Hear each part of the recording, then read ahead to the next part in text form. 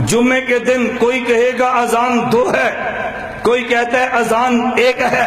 حضرت عثمان غنی کا فیصلہ ان التاذین الثانیہ یوم الجمعہ امر ابی عثمان حین کثر اہل المسجد، صحیح مسلم میں ہے۔ اللہ کے نبی نے فرمایا اختلاف ہو جائے خلیفہ راشد کا فیصلہ مان لینا، رمضان آ رہا ہے، کسی نے کہنا ہے تراویح 8 ہے، کسی نے کہنا ہے تراویح 20 ہے، میں خدا کی قسم اٹھا کے کہہ رہا ہوں تراویح 20 ہے، اور 20 رکعت تراویح خود اللہ کے نبی نے پڑھی ہے۔ حدیث مصنف ابن ابی شیبہ میں موجود ہے، حدیث تاریخ جرجان میں موجود ہے، صحابہ نے 20 پڑھی ہے، حضرت جامع ترمذی میں موجود ہے، صحابہ نے 20 پڑھی ہے، مسند الامام زید میں موجود ہے۔ جو تمہیں کہتے ہیں 8 ہے، خدا کی قسم وہ جھوٹ بولتا ہے، میرے پیغمبر کی تراویح سنت 20 ہے۔ کتنی تراویح سنت ہے؟ 20 تراویح سنت ہے۔ فیصلہ حضرت علی نے دیا، مسند الامام زید، امام زین العابدین، بتا کتنی بہترین سند ہے، مسند الامام زید، زید بن علی بن حسین بن علی سارے آل بیت کے راوی ہیں، درمیان میں کوئی راوی بھی نہیں ہے۔ اگر آل بیت کو مانتا ہے تو 20 رکعت تراویح کیوں نہیں مانتا؟ پھر کہہ دے جو 20 رکعت نہیں مانتا وہ نبی کا بھی دشمن ہے، صحابہ کا بھی دشمن ہے، آل بیت کا بھی دشمن ہے۔ جو بند والے نبوت کو بھی مانتے ہیں، صحابہ کو بھی مانتے ہیں، آل بیت کو بھی مانتے ہیں، تراویح بھی 20 مانتے ہیں۔ مسند الامام زید، کتاب کا نام یاد رکھ لو، مسند الامام زید کتاب کا نام ہے۔ حضرت علی کا فیصلہ تراویح 20 ہے۔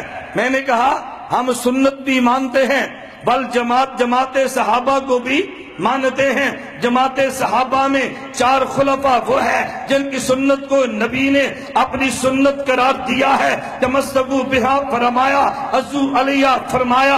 اب پیچھے سنت 2 ہیں، سنت نبی، سنت خلیفہ، ضمیر ایک کی لائے ہے یہ بتانے کے لیے، یہ دیکھنے میں 2 ہیں، در حقیقت 1 ہے۔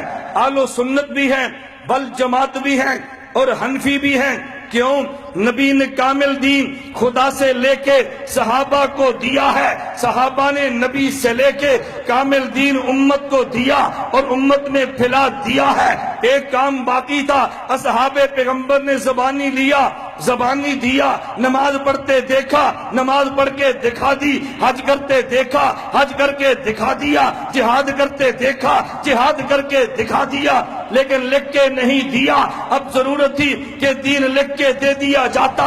یہ کام اللہ نے جس انسان سے لینا تھا اس کو خواب کے ذریعے پہلے بشارت دی ہے۔ حضرت امام اعظم ابو حنیفہ ان نے خواب دیکھا، میرے نبی کی مبارک ہڈیاں یہ بکھری پڑی ہیں، خواب دیکھی اور اٹھے کہ خواب دیکھی حضور پاک کی مبارک ہڈیاں بکھری پڑی ہے۔ امام ابو حنیفہ نے جمع کی، بڑے پریشان ہو گئے، ہمارا نظریہ، ہمارے نبی کا جسم محفوظ بھی ہے، جسم زندہ بھی ہے، یہ میں نے کیا دیکھا؟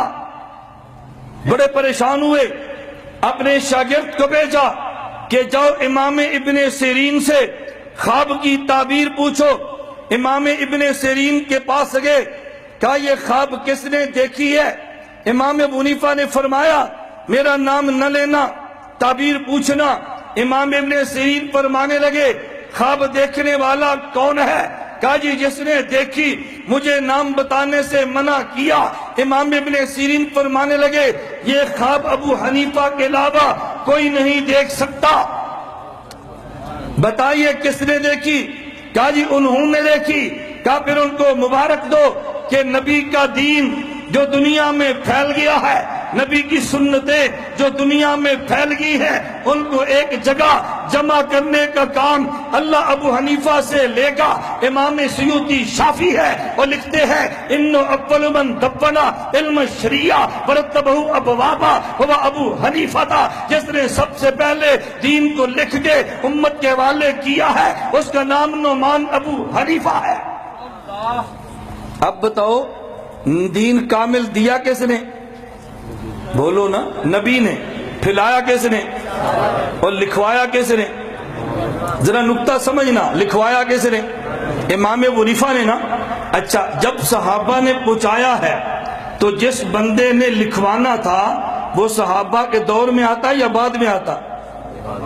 بتاؤ نا.